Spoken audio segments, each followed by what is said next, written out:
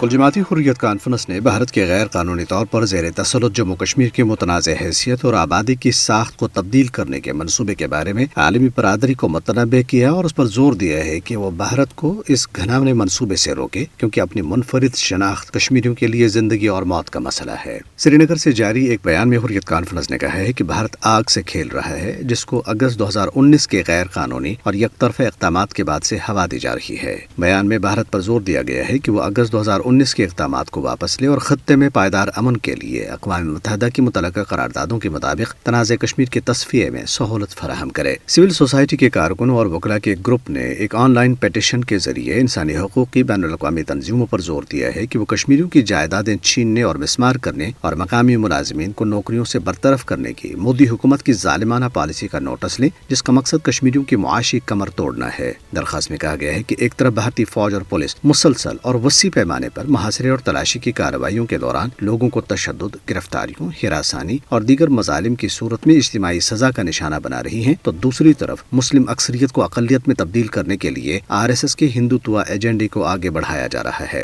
دریاسنا ضلع کٹھوا میں بھارتی پیراملٹری فورس BSF کے ایک اسسٹنٹ سب انسپکٹر نے ممکنہ طور پر خودکشی کر لی ہے۔ اس کی شناخت سکھنندن پرساد کے طور پر ہوئی ہے۔ بھارتی فوج نے کہا ہے کہ مذکورہ فوجی افسر اپنی ہی سروس رائفل کی حادثاتی طور پر نکلنے والی گولی کے نتیجے میں ہلاک ہوا۔ واضح رہے کہ مقبوضہ جموں کشمیر میں بھارتی فوجی بڑے پیمانے پر خودکشیاں کرتے ہیں۔ بھارتی حکام ان میں سے بہت سے واقعات کو حادثاتی فائر کا نتیجہ قرار دیتے ہیں۔ مقبوضہ علاقے کے ہائی کورٹ نے 7 بے گناہ نوجوانوں کے خلاف کالے قانون پبلک سیفٹی ایکٹ کے تحت دیے گئے نظر بندی کے احکامات کو قلعدم قرار دیا اور حکام کو انہیں رہا کرنے کی ہدایت کر دی۔ عدالت نے کہا ہے کہ حکام حراست میں لیے گئے ان نوجوانوں کے خلاف کوئی ثبوت فراہم کرنے میں ناکام رہی ہے۔ نئی دلی کے زیر کنٹرول ریاستی تحقیقاتی ایجنسی SIA نے غیر قانونی طور پر نظر بند کشمیری صحافی پیرزادہ فہد شاہ کے خلاف ایک فرضی کیس میں چارج شیٹ داخل کر دی ہے۔ SIA نے اپنی جعلی چارج شیٹ میں دعویٰ کیا ہے کہ زیر حراست صحافی، جو آن لائن میگزین کشمیر والا کے ایڈیٹر بھی ہیں، نے بیرون ممالک سے چندہ اور عطیات حاصل کیے۔ تاہم ان کے وکیل نے ان الزامات کو بے بنیاد اور من گھڑت قرار دیتے ہوئے انہیں ہائی کورٹ میں چیلنج کرنے کا اعلان کیا ہے۔